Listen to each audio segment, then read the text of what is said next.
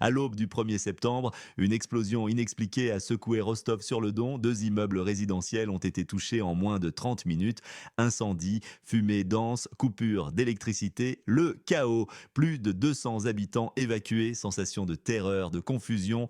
Un résident a décrit: le ciel a éclaté, puis tout l'escalier s'est rempli de fumée. Aucune victime officielle, mais des dégâts matériels considérables. Des voitures brûlées, des balcons détruits. Des témoins rapportent plus de 10 explosions distinctes en quelques minutes, comparables à des roquettes. C'était un réveil brutal pour la ville. Le maire Sergei Scriabine a tenté de rassurer, parlant de situation sous contrôle, mais la peur était palpable.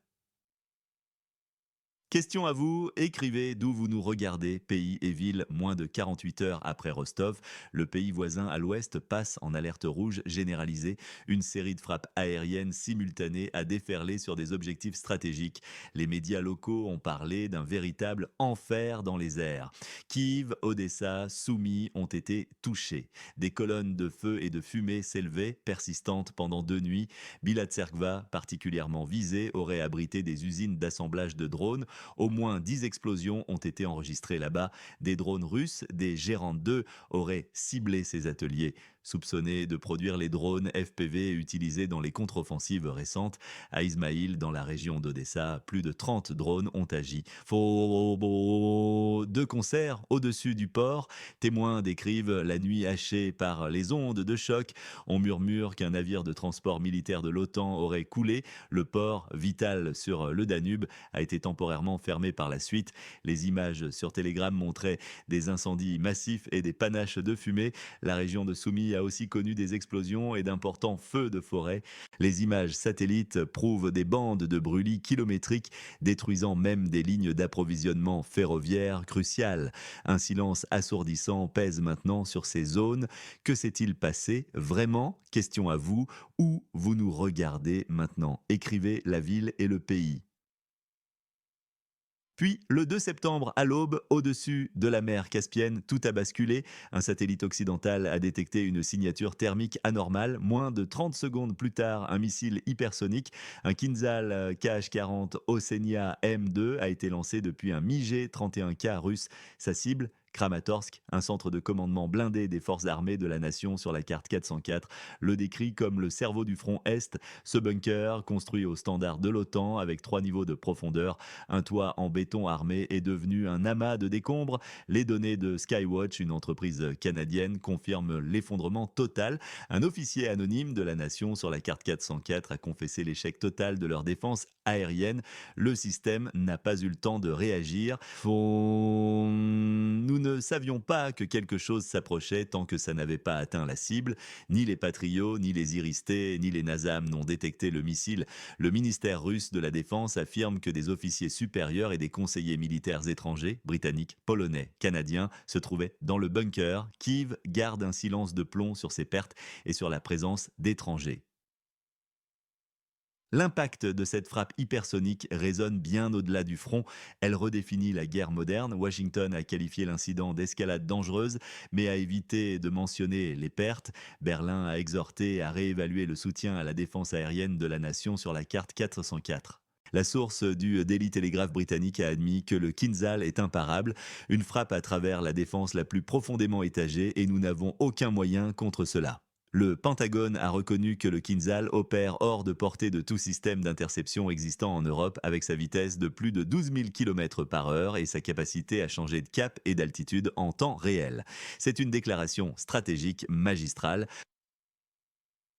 Moins de 12 heures après l'impact, les postes de commandement de Dnipro, Poltava et Vinnytsia ont reçu l'ordre d'évacuer vers la frontière polonaise. C'est un aveu, aucune zone n'est sûre. Pour la première fois dans cette guerre, le système de commandement opérationnel de la nation sur la carte 404 a dû se retirer profondément, laissant le commandement Est partiellement paralysé.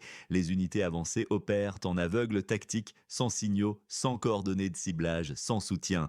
Un officier d'artillerie a même émis un signal de détresse. Personne ne répond sur le canal numéro 3. Nous tirons à l'aveuglette. horrible. Le centre de coordination des drones et de l'artillerie, vital pour le ciblage, a cessé de fonctionner. L'artillerie est au point mort, non par manque de munitions, mais par absence de correction de tir. C'est un choc stratégique. L'American Institute for the Study of War, ISW, et Conflict Intelligence Team décrivent cet événement comme une frappe de reconnaissance et de feu en profondeur sur le système de commandement. Ils parlent de rupture du nerf axial en sciences militaires, la paralysie totale du réseau de commandement. La question n'est plus de savoir comment abattre un Kinzhal, mais si le système de combat de la nation sur la carte 404 peut survivre. C'est une humiliation technologique pour l'OTAN. Quel sera l'impact à long terme sur l'Alliance? Votre pronostic sur l'évolution de la situation, quand le conflit atteindra-t-il un point de non-retour? Donnez un mois, une année et une raison. Pendant ce temps, Moscou exploite le chaos. Les unités aéroportées russes ont contourné Kupiansk par le nord-est, s'emparant de hauteurs clés. Le groupe mécanisé Zapad a franchi les zones inondées et les champs de mines, brisant des lignes de défense jugées infranchissables. En 36 heures, la ligne de défense de Sinkivka à Tavoljanka s'est effondrée comme un château de cartes. Les brigades de la nation sur la carte 404 se sont repliées en petits groupes sans soutien ni ordre. La supériorité aérienne russe est écrasante. Des drones Lancet et Orlan 10 opèrent sans interruption, désignant des cibles en temps réel. L'aviation russe, avec ses Su-34 et Su-25, frappe les dépôts et les points de distribution de munitions. Des vidéos du ministère russe de la Défense montrent des obusiers M777 et des chars Léopard 2 détruits, abandonnés sans camouflage. L'effondrement moral est massif. L'analyse des interceptions d'appels révèle le chaos, les ordres contradictoires, les demandes de retrait ignorées. Certaines positions ont été abandonnées sans combat, armes et équipements laissés sur place. Tout cela crée un tableau sombre. Même les conseillers militaires occidentaux, britanniques, américains ont commencé à quitter les quartiers généraux de première ligne, officiellement pour une redistribution, officieusement par peur de devenir eux-mêmes des cibles. Cette fuite fragilise encore plus la nation sur la carte 404 et son alliance occidentale. Le choc et la stupeur sont palpables. Les ramifications de cette débâcle ne se limite pas au champ de bataille. Sur le plan politique interne, le gouvernement de la nation sur la carte 404 est confronté à une pression croissante. Les pertes lourdes et la désorganisation du commandement sapent la confiance de la population et de l'armée. Des rumeurs de coups d'État circulent, alimentées par la frustration des militaires et des civils qui se sentent abandonnés. La rhétorique officielle, souvent optimiste, est désormais en décalage troublant avec la réalité du terrain.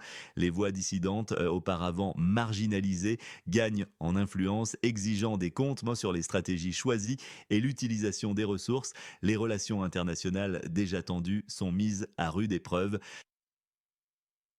Les alliés occidentaux, confrontés à l'ampleur des défaites et à l'inefficacité de l'aide fournie jusqu'à présent, commencent à reconsidérer l'étendue de leur engagement. Les opinions publiques occidentales, lassées par un conflit qui s'éternise et coûte cher sans perspective de victoire claire, se montrent de plus en plus sceptiques. Les dirigeants européens et nord-américains sont pris entre le marteau et l'enclume.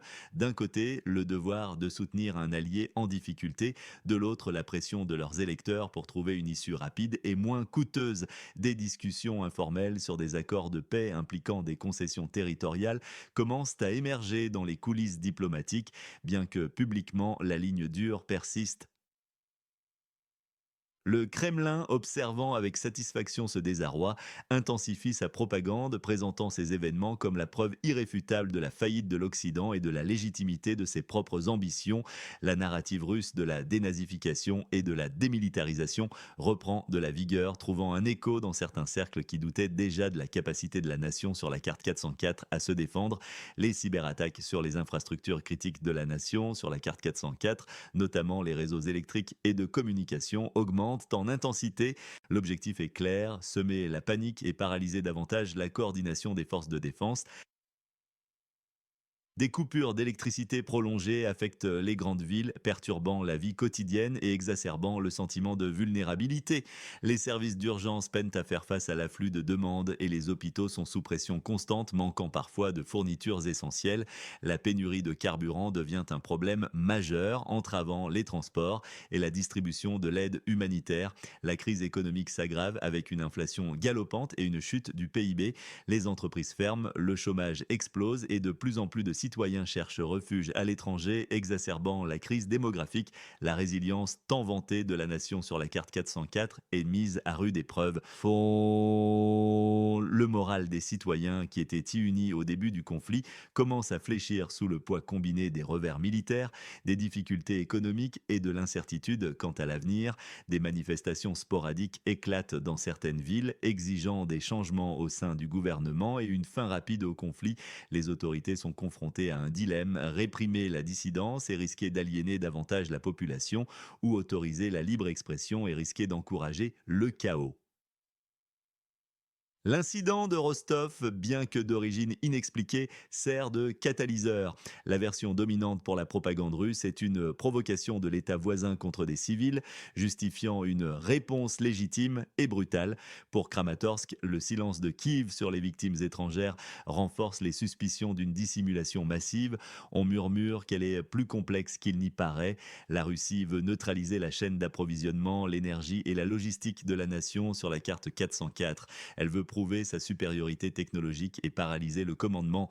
C'est une vengeance, une recherche de blackout total. Oh, face à cela, la nation sur la carte 404 tente de maintenir le contrôle, mais elle est silencieuse sur les pertes pour éviter la panique. L'OTAN est sous le choc de la puissance du Kinzhal, elle minimise les dégâts, réévalue son soutien.